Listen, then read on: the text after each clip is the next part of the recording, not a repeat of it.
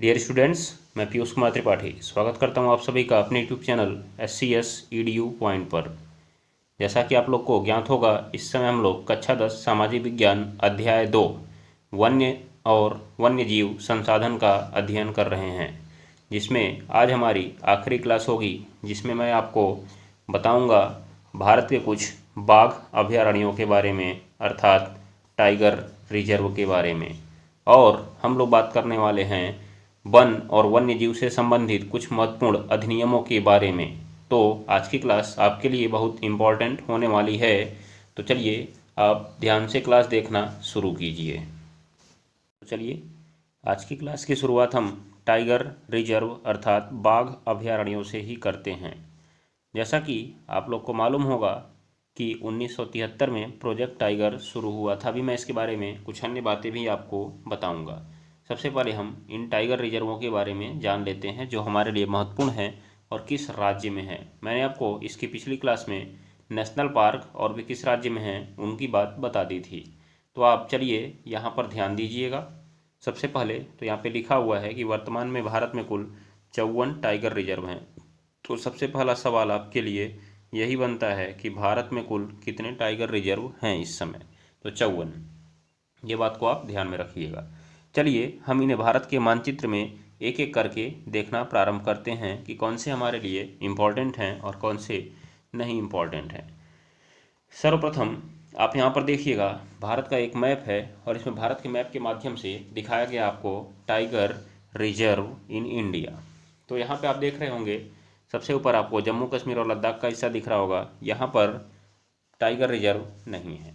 तो हम लोग शुरू करते हैं यहाँ पर उत्तराखंड से। मैंने आपको भारत के नक्शे में कौन से राज्य कहाँ पर हैं पहले ही बता रखा है, आप उसको एक बार जरूर दोहरा दीजिएगा। तो आपको उत्तराखंड में 2 टाइगर रिजर्व देखने को मिलेंगे। एक जिम कॉर्बेट जो कि नेशनल पार्क भी था, भारत का सबसे पुराना नेशनल पार्क 1936 में स्थापित हुआ था। ये बात को आप ध्यान में रखिएगा। और यहीं से प्रोजेक्ट टाइगर की शुरुआत भी हुई थी, मैंने उस दिन आपको बताया था। तो जैसा कि आप जान गए होंगे कि एक टाइगर रिजर्व के साथ साथ नेशनल पार्क भी है। तो अभी मैं आपको एक और मैप दिखाऊंगा जिसमें आपको बताऊंगा कि कुछ टाइगर रिजर्व ऐसे हैं जो नेशनल पार्क भी हैं। ठीक है ना, तो आप इस बात को ध्यान में रख लीजिएगा। तो चलिए शुरू किया जाए।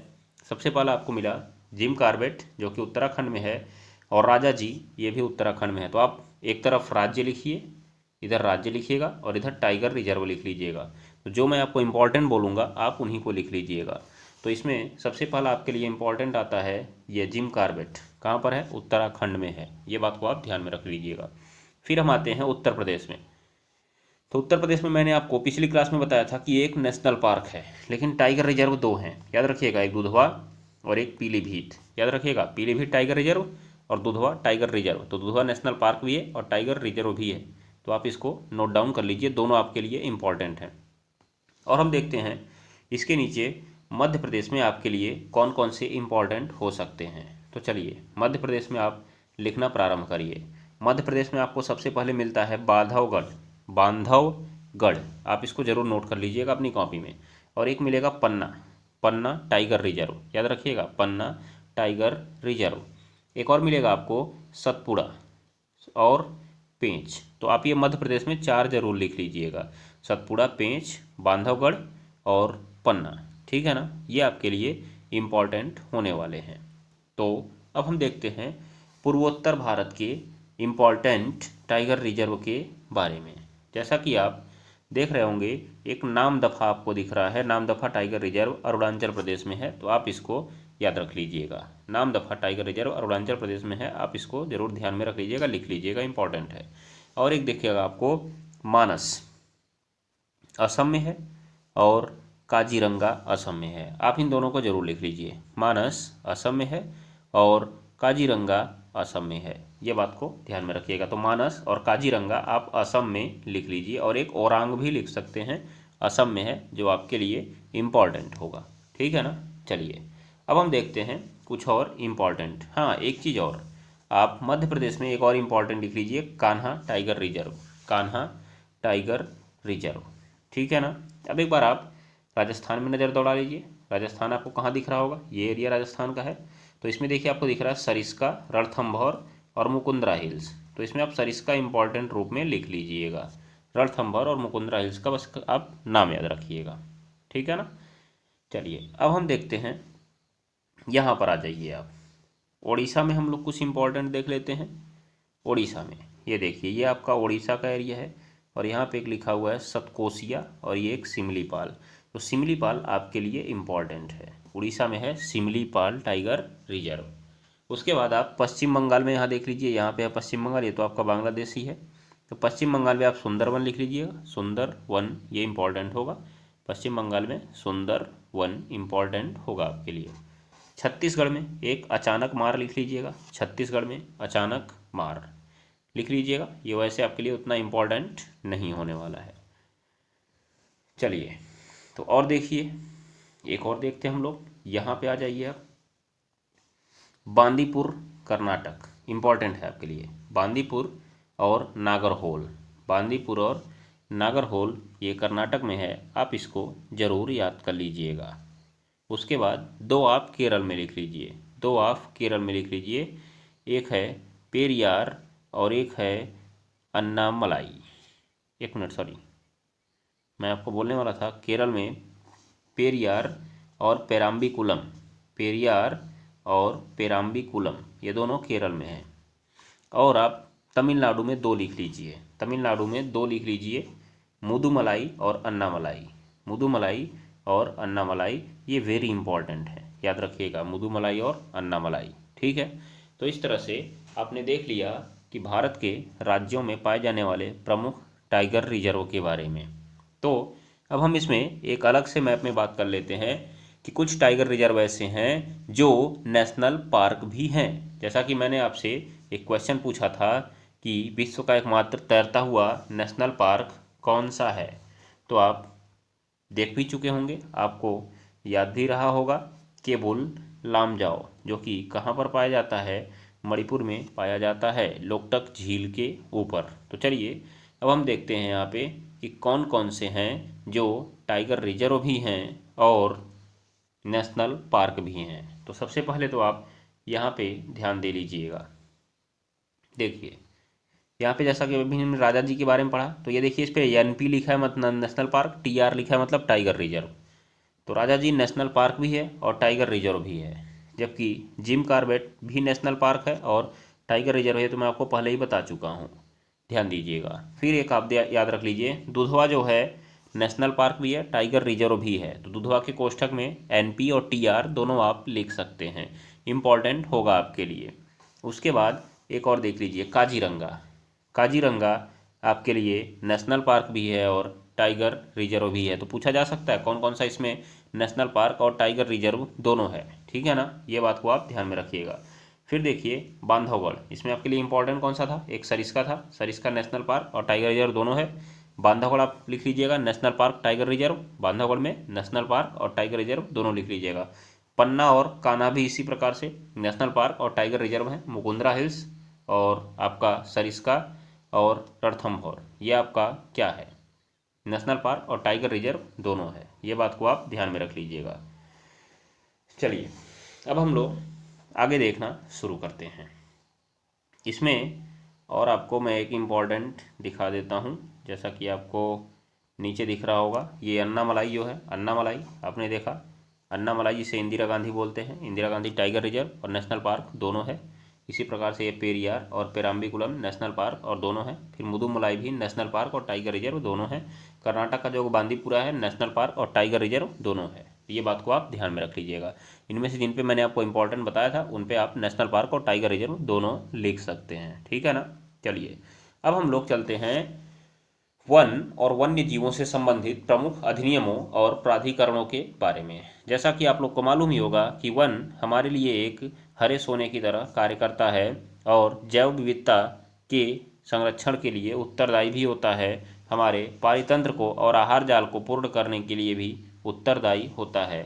इसीलिए सरकार वन और वन्य जीवों को संरक्षित करने के लिए विभिन्न नियम और कानून बनाती रहती है, जिसके द्वारा इसके बेलगाम होते हुए क्षरण पर रोक लगाई जा सके। तो चलिए अगला हम देखते हैं कि भारत में वन और वन्य जीवों से संबंधित प्रमुख अधिनियम के बारे में। तो चलिए आप ध्यान दीजिए, मैंने आपको भारत में वन और वन्य जीवों से संबंधित कुछ प्रमुख अधिनियम यहाँ पर पेश किए हैं। आप इनको नोट कर लीजिए और ज़रूर याद कर लीजिएगा, जो आपके लिए परीक्षा की दृष्टि से इम्पॉर्टेंट हो सकते हैं। तो देखिए, सबसे पहला यहाँ पे लिखा हुआ है भारत वन अधिनियम 1865। तो भारत में जो वन अधिनियमों की शुरुआत हुई थी वो 1865 से हुई थी। ये आपके लिए इम्पॉर्टेंट नहीं है, आप इसको नोट डाउन मत करिए, बस सुनते जाइए। फिर 1878 में इसको संशोधित किया था। 1878 में इसको संशोधित किया था और पुनः एक बार 1906 में भी संशोधित किया गया था, जो हमारे लिए उतना महत्वपूर्ण नहीं था। ये बात को आप ध्यान में रख लीजिएगा। उसके बाद ये हमारे लिए इम्पॉर्टेंट शुरू होता है कि भारत वन अधिनियम 1927। तो ध्यान दीजिएगा, भारत वन अधिनियम 1927 ये हमारे लिए इम्पॉर्टेंट था। अभी मैं आपको इसके बारे में बता रहा हूँ कि ये क्यों इम्पॉर्टेंट था। वनों में आवाजाही और अन्य चीज़ों पर रोक लगाने के लिए ये अधिनियम लाया गया था। ये बात को आप ध्यान में रखिएगा। अगला सबसे इम्पॉर्टेंट अधिनियम जो आपको एकदम याद कर लेना है वेरी इम्पॉर्टेंट रूप में, वन्य जीव संरक्षण अधिनियम। वन्य जीव संरक्षण अधिनियम। फिर आप इन नियमों के बारे में भी ध्यान में रख लीजिए, नोट कर लीजिएगा, अपनी कॉपी में काम आएंगे। 1974 में जल प्रदूषण था। 1980 में पुनः वन संरक्षण अधिनियम लागू किया गया था। याद रखिएगा, ये इंपॉर्टेंट, जो भी आपके वन से संबंधित है और वन्य जीव से संबंधित है, इंपॉर्टेंट रहने वाला आपके लिए।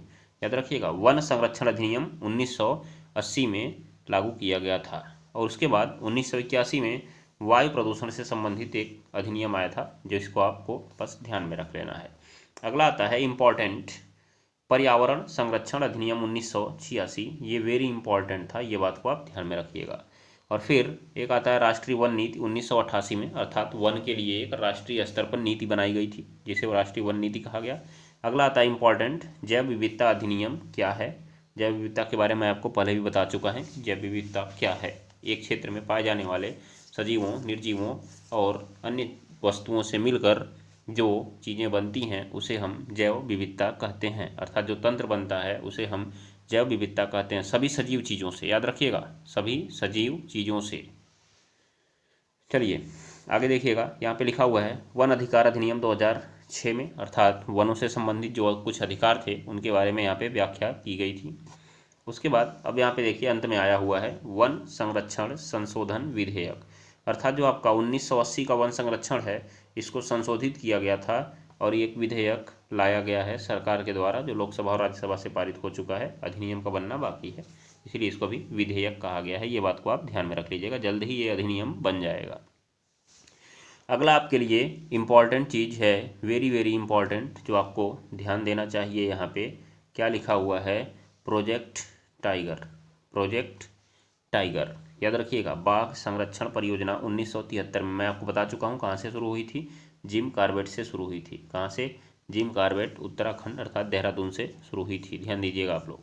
उसके बाद देखिए प्रोजेक्ट एलिफेंट, हाथियों को बचाने के लिए। ये भी आप वन्य जीव है, तो ये आपके लिए इंपॉर्टेंट हुआ 1992 में। दोनों इंपॉर्टेंट है, आप दोनों को ध्यान में रख लीजिएगा। वन्य जीव संरक्षण संशोधन अधिनियम। वन्य जीव संरक्षण संशोधन अधिनियम एक बार 2006 में संशोधित किया गया था और पुनः 2022 में संशोधित किया गया था। याद रखिएगा, वन्य जीव अधिनियम कहाँ पे था? वन्य जीव संरक्षण अधिनियम 1972 में था। इसको 2006 में एक बार संशोधित किया गया और पुनः इसको 2022 में संशोधित किया गया था। और यहाँ पर आप ध्यान में रखिएगा, 2022 में संशोधित करने के बाद, क्योंकि वन्य जीव संरक्षण अधिनियम में 5 अनुसूचियाँ थी, उन 5 अनुसूचियों को घटाकर 4 अनुसूचियाँ कर दी गई। ये बात को आप ध्यान में रखिएगा। और साइट्स जानवरों के व्यापार से संबंधित है, प्रतिबंध लगाने से संबंधित है, इसको लागू करना था। अभी मैं आपको इसका फुल फॉर्म दिखा रहा हूँ कि साइट्स का फुल फॉर्म क्या है। फिलहाल आगे के अधिनियम समाप्त हो चुके हैं, अब हम कुछ संस्थानों के और प्राधिकरणों के बारे में देख लेते हैं। जैसा कि यहाँ पे आप देख रहे होंगे, सबसे पहले 1982 में उत्तराखंड के देहरादून में एक भारतीय वन्य जीव संरक्षण संस्थान का स्थापना की गई थी। भारतीय वन्य जीव संरक्षण संस्थान की स्थापना की गई थी, ये बात को आप ध्यान में रख लीजिएगा। उसके बाद राष्ट्रीय जैव विविधता प्राधिकरण, इसको शॉर्ट फॉर्म में एनबीए कहा जाता है, नेशनल बायोडाइवर्सिटी अथॉरिटी, इसकी स्थापना 2003 में की गई। इसका मुख्यालय चेन्नई में है, ये बात को आप ध्यान में रख लीजिएगा। फिर यहाँ पे आप देखेंगे ये लिखा हुआ है राष्ट्रीय वन्य जीव बोर्ड। राष्ट्रीय वन्य जीव बोर्ड कब स्थापित किया गया? 2003 में। इसकी अध्यक्षता प्रधानमंत्री के द्वारा की जाती है बस आप इनके नाम याद रखिए, मैं आपके बारे में अभी इनको थोड़ा थोड़ा बता दूंगा। सॉरी, इनके बारे में अभी आपको थोड़ा थोड़ा मैं बता दूंगा। आगे देखिए, वन अनुसंधान संस्थान। वन अनुसंधान संस्थान 1906 में देहरादून में स्थापित किया गया था। इसका मुख्यालय देहरादून में है, अर्थात वनों से संबंधित अनुसंधान करने के बारे में है। और आपके लिए एक इम्पॉर्टेंट चीज़, राष्ट्रीय बाघ संरक्षण प्राधिकरण, जिसे NTCA के नाम से जाना जाता है, NTCA के नाम से जाना जाता है, national tiger conservation authority, national tiger conservation authority. इसकी स्थापना 2005 में की गई थी। और किस अधिनियम के आधार पर की गई थी? वन्य जीव संरक्षण अधिनियम 1972 के आधार पे की गई थी। ये बात को आप ध्यान में रख लीजिएगा। कब की गई थी? 2005 में। तो ये आपके लिए थे कुछ महत्वपूर्ण अधिनियम और संस्थान तथा प्राधिकरण। अब हम इनके बारे में, जो हमारे लिए महत्वपूर्ण हैं, जो हमारे पेपर की दृष्टि से इम्पोर्टेंट हैं, कुछ के बारे में हम विस्तार पूर्वक अध्ययन करना प्रारंभ करते हैं और फिर हम लोग कुछ प्रश्न उत्तर देखेंगे, जिससे आज का अभ्यास हमारा, आज का पाठ हमारा समाप्त हो जाएगा। कल से हम अगला चैप्टर जल संसाधन प्रारंभ करेंगे। तो चलिए आगे देखना शुरू करते हैं हम लोग। तो सबसे पहला आप राष्ट्रीय जैव विविधता प्राधिकरण के बारे में देख लीजिए, नेशनल बायोडाइवर्सिटी अथॉरिटी।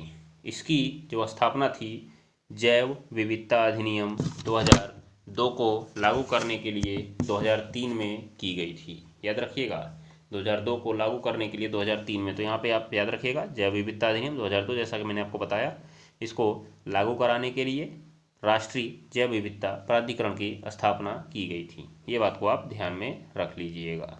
उसके बाद इसका मुख्यालय चेन्नई में है, जैसा कि मैं आपको पहले भी बता चुका हूँ। ठीक है ना? बस आपको इसके बारे में इतना ही याद रखना है, इससे ज़्यादा कुछ। अब यहाँ पर आप वन्य जीव संरक्षण अधिनियम के बारे में थोड़ा सा ध्यान दे लीजिए।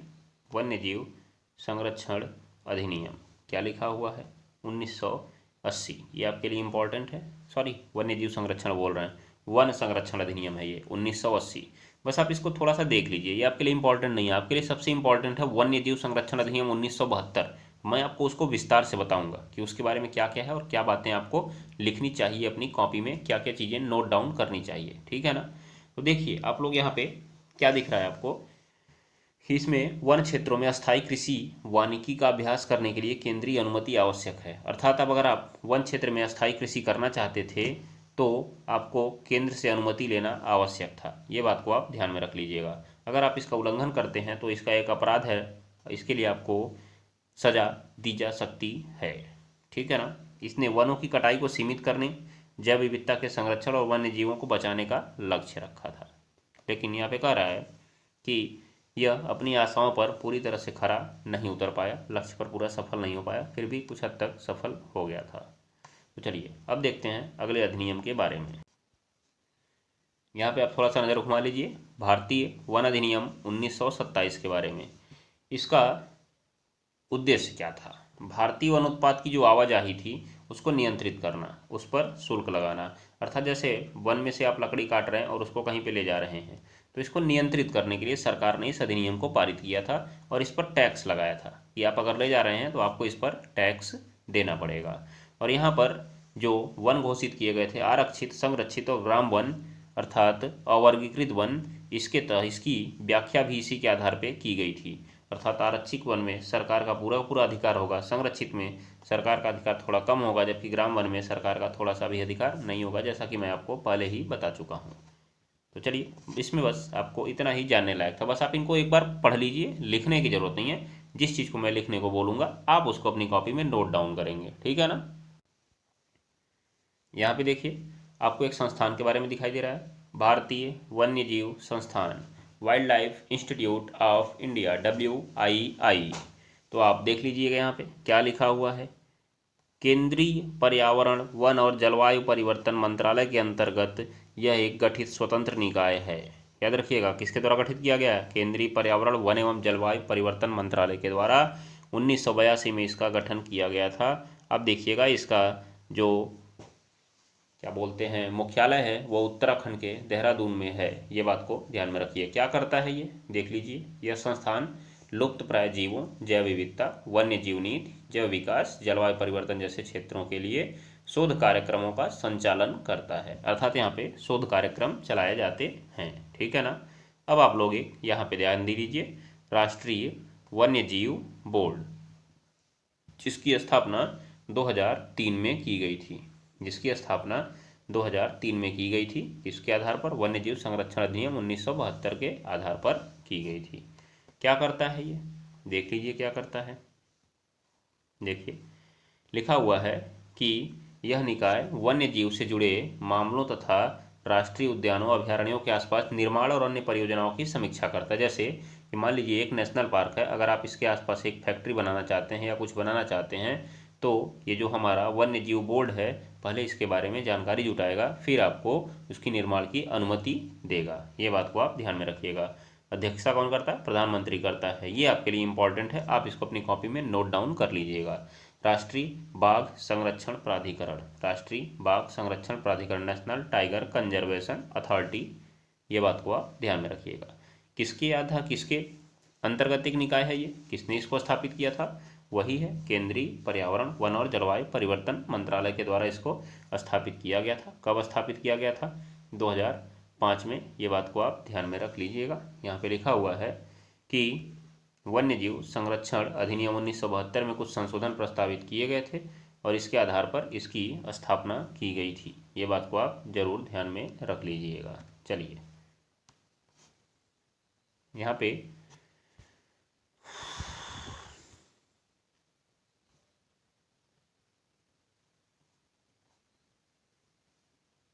एक चीज देखिएगा, लिखा हुआ है वन्य जीव गलियारे। जैसे एक शब्द है जो आपको जानना चाहिए। जैसे हमारे यहाँ गलियारा क्या होता है? आपके यहाँ दो लोग पड़ोस में घर बनाते हैं, तो आपका एक पड़ोसी कहता है कि मुझे 4 फीट की गली चाहिए जिसके रास्ते मैं आ जा सकूँ। तो वैसे ही जो वन्य जीव हैं उनके लिए भी एक सुरक्षित रास्ता बनाया गया था जहाँ से वो आराम से आ जा सकें, उनको किसी चीज़ का डर न रहे। ठीक है ना। तो यहाँ पे दिखाई दे रहा है वन्य जीव गलियारे संरक्षित क्षेत्रों से जुड़े हुए हैं और मानव बस्तियों में हस्तक्षेप किए बिना जानवरों की आवाजाही की अनुमति देते हैं। ये बात को आप ध्यान में रख लीजिएगा। अर्थात दो ब्लॉक हैं, जैसे एक यहाँ पे क्षेत्र है, एक यहाँ पे क्षेत्र है, बीच में बस्ती निवास करती है। अगर यहाँ से कोई शेर निकला बस्ती के रास्ते गया तो या तो बस्ती में कुछ लोग को मार देगा या तो बस्ती वाले इसको मार देंगे, वो यहाँ पर नहीं पहुँच पाएगा। लेकिन यहाँ से अगर एक रास्ता बना दिया जाए कि वो शेर यहाँ से निकले और ऐसे आराम से चला जाए इस क्षेत्र में, तो कोई प्रॉब्लम उसे नहीं होगी। इसे ही हम कहते हैं वन्य जीव गलियारे। ठीक है ना। ये बात को आप ध्यान में जरूर रख लीजिएगा। तो आप यहाँ पे राष्ट्रीय बाघ संरक्षण प्राधिकरण के बारे में एक बात और देख लीजिएगा, क्या लिखा हुआ है। टास्क टाइगर फोर्स की सिफारिशों के बाद बाघ संरक्षण को सुदृढ़ बनाने के लिए 2005 में इसका गठन किया गया था। केंद्रीय पर्यावरण मंत्री इसका अध्यक्ष होता है, याद रखिएगा। केंद्रीय पर्यावरण मंत्री जो होता है इसका अध्यक्ष होता है और राज्य का पर्यावरण मंत्री इसका उपाध्यक्ष होता है। इसका काम क्या होता है देखिएगा, ये सिफारिश करता है कि आप किसी भी क्षेत्र को बाघ अभयारण्य घोषित कर दीजिए, अर्थात वहाँ पर बाघों को संरक्षित करने की आवश्यकता है। ये बात को आप जरूर में ध्यान में रख लीजिएगा। तो चलिए अब आपके लिए सबसे इम्पॉर्टेंट टॉपिक जो आपको अपनी कॉपी में नोट डाउन करना होगा और आप इसे ज़रूर नोट डाउन करेंगे, क्योंकि आपसे इसके बारे में सवाल पूछा जा सकता है कि वन्य जीव संरक्षण अधिनियम के प्रमुख प्रावधान क्या क्या हैं। तो पहले आप इसको ध्यान में रख लीजिए, फिर मैं आपको एक प्रश्न उत्तर के माध्यम से दिखाऊंगा कि आप उसमें और चीज़ें क्या क्या लिख सकते हैं। तो फिलहाल मैं यहाँ पे जो बोलता जाता हूँ आप इसमें से कुछ पॉइंट बनाइए और अपनी कॉपी में नोट डाउन करिए। मैं आपको बताऊंगा कौन सा पॉइंट आपको बनाना है। तो सबसे पहली चीज़ कि वन्य जीव संरक्षण अधिनियम 1972 में पारित किया गया था, पहला पॉइंट यही लिख दीजिएगा। तो ये करता क्या है, ये करता क्या है, आपका दूसरा पॉइंट ये बनेगा। तो वन्य जीव संरक्षण अधिनियम जंगली जानवरों और पौधों की विभिन्न प्रजातियों के संरक्षण का कार्य करता है। याद रखिएगा, जंगली जानवरों और पौधों की विभिन्न प्रजातियों के संरक्षण का कार्य करता है। तो दूसरा पॉइंट आप ये लिखिएगा, यह अधिनियम जंगली जानवरों और पौधों की विभिन्न प्रजातियों के संरक्षण का कार्य करता है और एक कानूनी ढांचा प्रदान करता है। आप उसमें आगे बढ़ा सकते हैं। चलिए फिर यह कह रहा है कि यह अधिनियम पौधों और जानवरों की अनुसूचियों को भी बनाता है। याद रखिएगा कि इस अधिनियम में पौधों और जानवरों को विभिन्न अनुसूचियों में बांटा गया है। ध्यान दीजिएगा, यह अधिनियम पौधों और जानवरों की विभिन्न अनुसूचियों में बांटता है, मतलब पौधों और जानवरों को विभिन्न अनुसूचियों में बांटता है और प्रत्येक अनुसूची हमें बताती है कि हमें क्या करना चाहिए और किस हिसाब से इसका संरक्षण करना चाहिए। उसके बाद यहाँ पर देखिए, यहाँ पे लिखा हुआ है साइट्स। साइट्स लिखा हुआ है वन्य जीवों और वनस्पतियों की लुप्त प्राय प्रजातियों के अंतर्राष्ट्रीय व्यापार पर कन्वेंशन, अर्थात ये एक वार्ता थी जो कि वन्य जीव और वनस्पतियों की लुप्त प्राय प्रजाति अर्थात जो लुप्त होने की कगार पर हैं उनके अंतर्राष्ट्रीय व्यापार पर एक समझौते पर आधारित थी। इसके भारत में प्रवेश को इसने सरल बना दिया था। किस अधिनियम में? वन्य जीव संरक्षण अधिनियम 1972 ने। तो आप तीसरा पॉइंट ये लिख सकते हैं कि इस अधिनियम ने साइट्स, बस CITES आप लिख दीजिएगा, काम हो जाएगा। अभी मैं आपको इसका इंग्लिश में फुल फॉर्म दिखा दे रहा हूँ कि इंग्लिश में इसका फुल फॉर्म क्या है साइट्स का। तो आप बस इतना ही लिखिएगा कॉपी में, साइट्स के भारत में प्रवेश को सरल बना दिया था। और इस अधिनियम की देखिए कमी क्या थी कि जम्मू कश्मीर इस अधिनियम के तहत नहीं आता था, याद रखिएगा। लेकिन जैसे आपको मालूम होगा कि जम्मू कश्मीर पुनर्गठन अधिनियम अभी 2019 में पारित किया गया था, जिससे जम्मू कश्मीर को भारत का एक अभिन्न हिस्सा माना गया था और उसे राज्य के दर्जे से हटाकर एक केंद्र शासित प्रदेश के रूप में बदल दिया गया था और उसे 2 हिस्से जम्मू कश्मीर और लद्दाख में बांट दिया गया था। ये भी आपको ध्यान में रख लेना चाहिए। तो जैसा कि आपको मालूम होगा, आपने कभी इन चीज़ों पर ध्यान नहीं दिया होगा, लेकिन अब आपको ध्यान देना चाहिए कि जम्मू कश्मीर को पहले विशेष राज्य का दर्जा दिया जाता था, वहाँ पर भारतीय कानून पूरी तरह से लागू नहीं होते थे। इसी प्रकार जो हमारा वन्य जीव संरक्षण अधिनियम था वो इस राज्य पर लागू नहीं होता था, लेकिन जब से 2019 में पुनर्गठन अधिनियम लागू हुआ था, इसकी जो क्षमता थी वो जम्मू कश्मीर तक पहुंच गई थी, अर्थात यह नियम अब जम्मू कश्मीर में भी लागू होने लगा है। ठीक है ना। तो आपको तीसरा पॉइंट ये नहीं लिखना है, बस आपको 3 पॉइंट अभी फिलहाल के लिखना है जो मैंने आपको बताया। पहला ये 1972 में पारित हुआ था, दूसरा जंगली जानवरों और पौधों की विभिन्न प्रजातियों के संरक्षण से संबंधित है और उनके विनिमय के लिए कानूनी ढांचा प्रदान करता है। ठीक है। दूसरा आपको लिखना था, दूसरा क्या लिखना था, यह पौधों और जानवरों को अलग अलग अनुसूचियों में बांटता है। तीसरा आपको लिखना था कि इस अधिनियम ने साइट्स के भारत में प्रवेश को सरल बना दिया था।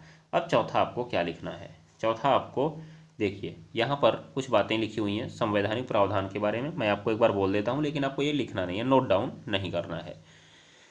देखिए, सबसे पहले लिखा हुआ है कि वन और वन्य जीव तथा पक्षियों के संरक्षण को समवर्ती सूची में शामिल कर दिया गया है। ये आप इंपॉर्टेंट कहीं पे नोट कर लीजिए, किनारे, इसमें मत नोट करिएगा, किनारे इसको नोट करिएगा।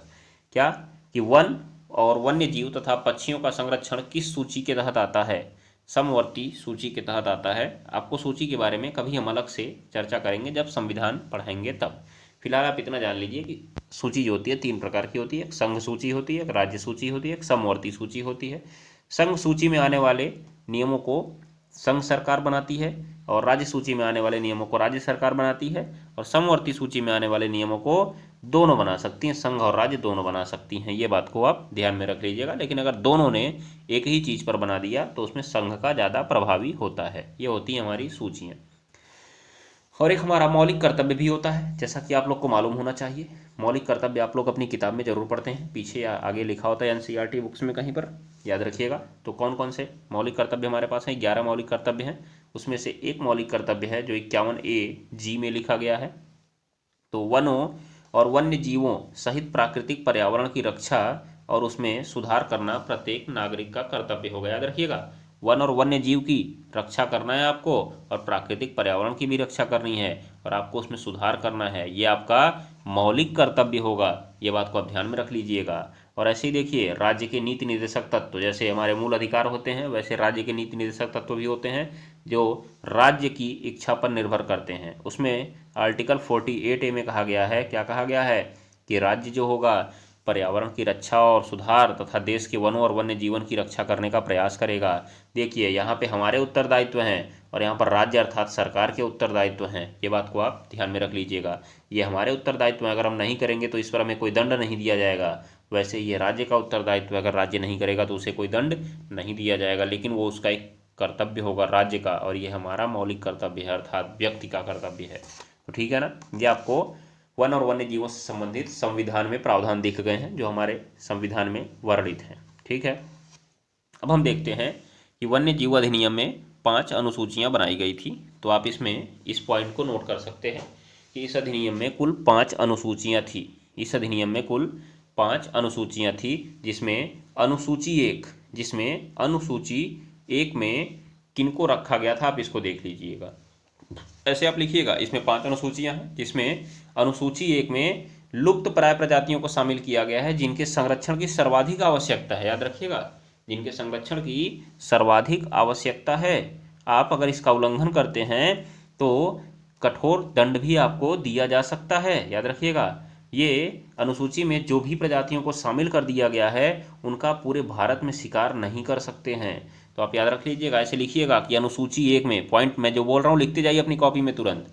अनुसूची एक में उन प्रजातियों को शामिल किया गया है जिनके संरक्षण की अत्यधिक आवश्यकता है, अर्थात इनका शिकार पूरे भारत में वर्जित है। आप इतना लिख लीजिएगा। फिर इसमें कुछ जानवरों को आप लिखना चाहते हैं तो देख सकते हैं, जैसे कि कृष्ण मृग अर्थात काला हिरण, जिसके मारने के बारे में सलमान खान के ऊपर केस चल रहा है। उसके बाद हिम तेंदुआ, स्नो लेपर्ड, मैं आपको अभी इनका चित्र भी दिखा रहा हूँ। फिर हिमालयी भालू और एशियाई चीता, जो कि अब तो गायब ही हो चुका है, जिसके बारे में हम लोग पहले ही पढ़ चुके हैं। इसकी अगली अनुसूची देख लीजिए, अनुसूची 2। अनुसूची 2 में क्या कह रहा है कि इनको उच्च सुरक्षा प्रदान की गई है, अर्थात ये थोड़े से कम लुप्त प्राय हैं, इसीलिए इनको उच्च सुरक्षा प्रदान की गई है और उनके व्यापार पर प्रतिबंध लगाया गया। जैसे एक मैकॉक बंदर जो हमने पढ़ा हुआ था, मैकॉक, इसमें असमिया मैकॉक कहा गया है, और हिमालयी काला भालू और भारतीय नाग, जिसे कोबरा भी कहा जाता है, इंडियन स्पेक्टिकल कोबरा। ठीक है ना, याद रखिएगा, इंडियन स्पेक्टिकल कोबरा। तो इसको इस श्रेणी में शामिल किया गया है। अब से आपको अगर कहीं कोबरा दिखता है तो आप उसको मारिएगा नहीं, क्योंकि इसके संरक्षण के लिए भारत सरकार ने कठोर नियम बनाए हुए हैं। अनुसूची 3 और 4, ऐसी प्रजातियां जो संकटग्रस्त नहीं हैं, उनमें 3 और 4 में शामिल किया गया उनको। तो सूची 1 में सबसे ज़्यादा लुप्त प्राय प्रजातियों को शामिल किया गया है। सूची 2 में जो हल्की लुप्त प्राय हो रही हैं लेकिन अभी बहुत ज़्यादा नहीं हुई हैं, और तीसरे में और चौथे में उनको शामिल किया गया है जो संकटग्रस्त नहीं हैं। ये बात को आप ध्यान में रख लीजिएगा। ठीक है ना। फिर देखिए, आपको 3 और 4 में कुछ जानवरों के बारे में दिखाया गया है जिनके बारे में आपको जानना बहुत ज़्यादा जरूरी नहीं है। ये बात को आप ध्यान में रख लीजिएगा। अनुसूची 5 देखिए, अनुसूची 5, एक बात यहाँ पे आप ध्यान दीजिएगा। अनुसूची 5, मैंने आपको शायद 5 अनुसूचियाँ बोल दी थी, लेकिन यहाँ पे 6 अनुसूचियाँ हैं। आप उनको थोड़ा सा नोट डाउन कर लीजिएगा, बदल लीजिएगा अपने पॉइंट को। तो अनुसूची 5 में ऐसे जंतु शामिल हैं जिन्हें परोपजीवी कहा जाता है, अर्थात ये लोग दूसरों के ऊपर निर्भर रहते हैं, जैसे कौवा, फल, चमगादड़, चूहा और मूसक आदि। इसमें 4 प्रजातियां शामिल हैं। अनुसूची 6 में आपको बहुत ज़्यादा इंपॉर्टेंट नहीं देखना है, यहाँ पर कुछ चीज़ें लिखी हुई हैं, तो आप बस इतना याद रखिएगा।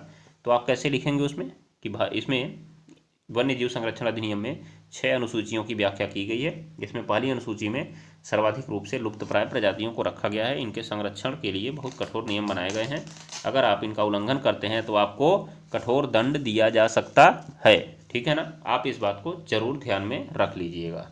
तो इस प्रकार से आपके वन्य जीव संरक्षण अधिनियम समाप्त होते हैं। यहाँ पे आप चलते चलते एक बार और ध्यान दे लीजिए कि वन्य जीव संरक्षण अधिनियम में कुल मिलाकर 66 धाराएं हैं और 6 अनुसूचियां हैं। कितनी अनुसूचियां हैं? 6 अनुसूचियां हैं, जिसका मैंने आपको वर्णन विस्तार पूर्वक बता दिया है। आप इसमें शुरुआत की पहली अनुसूची, दूसरी अनुसूची और तीसरी को याद कर लीजिएगा। ज़्यादा आपको याद करने की जरूरत नहीं है, बस आप उनको अपनी कॉपी में लिख लीजिए। पेपर में जाते समय एक बार आप जरूर पढ़ लीजिएगा वन्य जीव संरक्षण अधिनियम के बारे में। इस प्रकार हमारे महत्वपूर्ण अधिनियम और उनके बारे में विस्तार पूर्वक वर्णन समाप्त होते हैं। अब हम लोग देखते हैं इस अध्याय से संबंधित कुछ महत्वपूर्ण प्रश्न उत्तर जो हमारे लिए इम्पॉर्टेंट हो सकते हैं परीक्षा की दृष्टि से। तो सबसे पहले तो आप इसी प्रश्न को देख लीजिए, जैसा कि मैंने आपको पहले ही बता रखा है इसके बारे में। तो यहाँ से आपको कुछ देखने की ज़रूरत नहीं है। हाँ, एक चीज़ देख सकते हैं, क्या लिखा हुआ है। सब कुछ तो मैंने आपको बताया ही है क्या क्या लिखा हुआ है। इस अधिनियम के अंदर कुछ समय पहले भारतीय हाथी, काला हिरण, चिंकारा, भारतीय गोंडा वन और इनके शिकार पर संपूर्ण या आंशिक प्रतिबंध लगा दिया गया था। उसके बाद कई परियोजनाओं की घोषणा की गई थी। तो आप इस बात को लिखने की जरूरत नहीं, मैंने आपको जो बताया आप उतना ही लिखिएगा। हाँ, एक ये लिख लीजिएगा, केंद्र और राज्य सरकारों के द्वारा वन्य जीव पशु विहार स्थापित किए गए। आप एक पॉइंट इसमें बढ़ा सकते हैं, ठीक है ना। और सारे भारत में रक्षित जातियों की सूची प्रकाशित करके, तो मैंने आपको बताया है संकटग्रस्त जातियों के बचाव पर, उनको शिकार पर प्रतिबंध किया गया, उनके व्यापार पर प्रतिबंध किया गया, उनके आवास का कानूनी रूप से संरक्षण करने का प्रयास किया गया। तो ये सवारी प्रावधान इसमें किए गए थे, ठीक है, तो ये हमारे लिए एक इम्पॉर्टेंट क्वेश्चन था। और यहाँ पे आपके लिए देखिए एक इम्पॉर्टेंट क्वेश्चन, यहाँ पे दो इम्पॉर्टेंट क्वेश्चन आपको दिख रहे हैं। पहला आपको दिख रहा है जैव विविधता क्या है और यह मानव जीवन के लिए महत्वपूर्ण क्यों है। तो जैसा कि मैंने आपको जैव विविधता की परिभाषा पहले ही बता रखी है। जैव विविधता क्या है? वनस्पति तथा वन्य जीवों में, मनुष्यों में अनेक प्रकार के पेड़ पौधे, जीव जंतु तथा मानव की अनेक जातियां और उपजातियां पाई जाती हैं, इसे ही जैव विविधता कहते हैं। अर्थात किसी क्षेत्र में जो पेड़ पौधे, जीव जंतु, मानव की अनेक जातियां उपजातियां होती हैं, इनको मिलाकर जैव विविधता कहा जाता है। तो आप इस परिभाषा को नोट डाउन किए ही होंगे। बस यहाँ पे ध्यान में रखिएगा क्या कहा गया। मनुष्यों को जैव विविधता के कारण आवश्यकता के लिए अनेक वस्तुएं प्राप्त होती हैं। याद रखिएगा, उनकी आवश्यकता के लिए अनेक वस्तुएं प्राप्त होती हैं, जिससे उनका पृथ्वी पर जीवन संभव हो पाता है। इसीलिए जैव विविधता पृथ्वी के मनुष्य के लिए अत्यंत महत्वपूर्ण है। अर्थात जैव विविधता नहीं होगी तो मानव का पृथ्वी पर जीवन संभव नहीं होगा। इसीलिए मानव जीवन के लिए जैव विविधता अत्यधिक आवश्यक है। उसके बाद देखिए यहाँ पे क्या लिखा हुआ है, एक सवाल, विस्तार पूर्वक बताइए कि मानव क्रियाएं किस प्रकार प्राकृतिक वनस्पति जात और प्राणी जात के ह्रास का कारक है। ये तो मैंने आपको पहले भी बता रखा है। जैसा कि देखिए, पशुओं के अतिचारण से वनस्पति जगत को नुकसान पहुंचता है। अगर आप पशु बहुत ज़्यादा चराएंगे तो वो बार बार चलेंगे और छोटी उगने वाली वनस्पतियां या तो जानवरों के द्वारा ग्रहण कर ली जाएंगी या तो उनके पैरों के नीचे दब जाएंगी, जिससे वहां पर वनस्पति नहीं पैदा होगी और धीरे धीरे वह जमीन क्या हो जाएगी, बंजर हो जाएगी। उसके बाद एक देखिए दूसरा बोला है, मानव अपने स्वार्थ के लिए क्या करता है, कभी ईंधन के लिए तो कभी कृषि के लिए वनों की अंधाधुंध कटाई करता है, जिससे वनस्पति तो नष्ट होती ही है, लेकिन एक बात बताइए, वन में बहुत सारे वन्य जीव भी तो रहते हैं और उनका प्राकृतिक आवास भी समाप्त हो जाता है। फिर क्या कह रहा है, उद्योगों के रासायनिक कूड़ों को खुले स्थानों में फेंक देते हैं, जिससे हमारी भूमि प्रदूषित हो जाती है और वो बंजर हो जाती है और वहाँ पर फसल पैदा नहीं होती है, जिससे प्राकृतिक वनस्पतियाँ नष्ट हो जाती हैं। फिर देखिए क्या कह रहा है, वृक्षों की अंधाधुंध कटाई से पर्यावरण को भी नुकसान पहुंचा है। जैसे वर्षा कम होने लगती है, मैंने आपको बताया था ना कि जो पत्तियां हैं, पत्तियों से भी वाष्पोत्सर्जन होता है और वाष्पोत्सर्जन से जो वाष्प के कण निकलते हैं उड़ते हुए बादल से चिपक जाते हैं, जिससे वो बादल भारी होकर वर्षा का कारण बनते हैं। ये बात को आप ध्यान में रख लीजिएगा, तो आपके लिए एक इम्पॉर्टेंट क्वेश्चन हो जाता है। और एक देखिए यहाँ पे जैव विविधता की सुरक्षा करना क्यों आवश्यक है, ये दिख रहा है, आप इसको नोट डाउन अपनी कॉपी में ज़रूर कर लीजिएगा। एक बार वीडियो को पॉज कीजिए और नोट कर लीजिए, ठीक है ना। यहाँ पे लिखा हुआ है, ये चीज़ मैंने आपको पहले भी बता रखी है, इसलिए मैं इसके बारे में ज़्यादा कुछ नहीं बोलूँगा, बस आप इसको लिख लीजिएगा, ठीक है। अगर आप थोड़ा सा ध्यान देंगे तो आपको सारी चीज़ें मैंने बता दिया है। यहाँ पे एक प्रश्न आपके लिए इम्पॉर्टेंट दिख रहा है, जैव विविधता क्या है, यह मानव के लिए इम्पॉर्टेंट क्यों है, ऐसा आपको कहा जाता है। एनसीईआरटी प्रश्न है ये, इसीलिए इम्पॉर्टेंट है। तो क्या है यहाँ पे देखिए, फिर जैव विविधता की वही परिभाषा है जो मैंने आपको पीछे बताई है और पहले भी बता चुका हूँ। क्या लिखा है, पृथ्वी पर सूक्ष्म जीवाणुओं से लेकर बृहद स्तनधारी प्राणियों का निवास जैव विविधता से भरा हुआ है।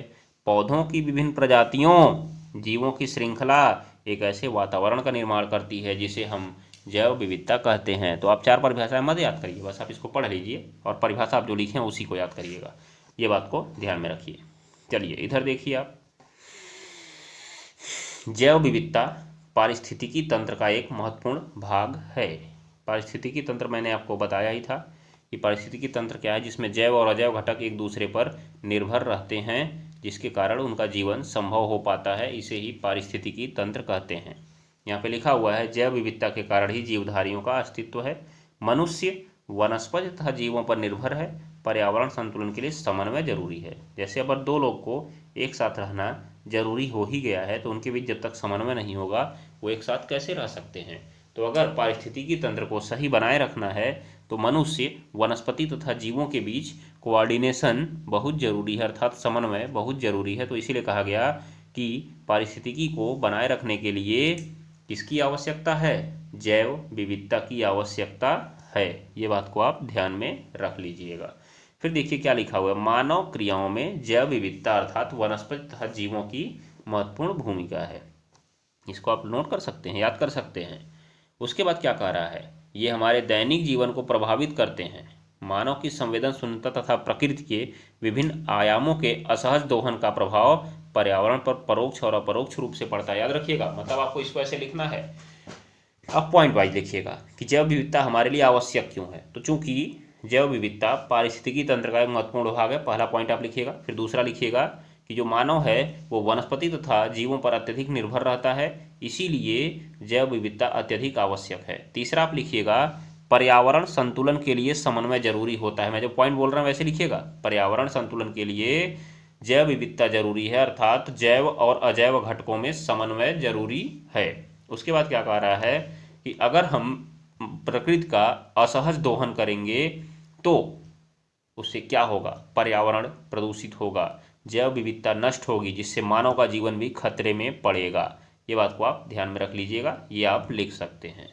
तो इस तरह से आपको पता चलता है कि जैव विविधता क्या है और ये हमारे लिए आवश्यक क्यों है। तो ये आपको मैंने बता दिए कुछ प्रमुख प्रश्न उत्तर जो आपकी परीक्षा की दृष्टि से इम्पॉर्टेंट हैं। आप अगर मॉडल पेपर देखेंगे तो उसमें आपको ये प्रश्न जरूर दिखेंगे। तो इस प्रकार से हमारा दूसरा अध्याय वन और वन्य जीव संसाधन भी समाप्त होता है, जिसके बारे में मैंने आपको बहुत सारी जानकारियां दी। आशा करता हूं कि आपने उन सभी को जरूर नोट कर लिया होगा। अब आज के लिए हम क्लास को बंद करते हैं। आज के लिए क्लास में आपके लिए बस इतना ही है। तो आपसे एक निवेदन है कि आप पूरी क्लास देखने के बाद एक बार एक कमेंट जरूर कर दिया करें, जिससे हमें अगली वीडियो बनाने के लिए मोटिवेशन मिलती रहे। चलिए आज के लिए बस इतना ही।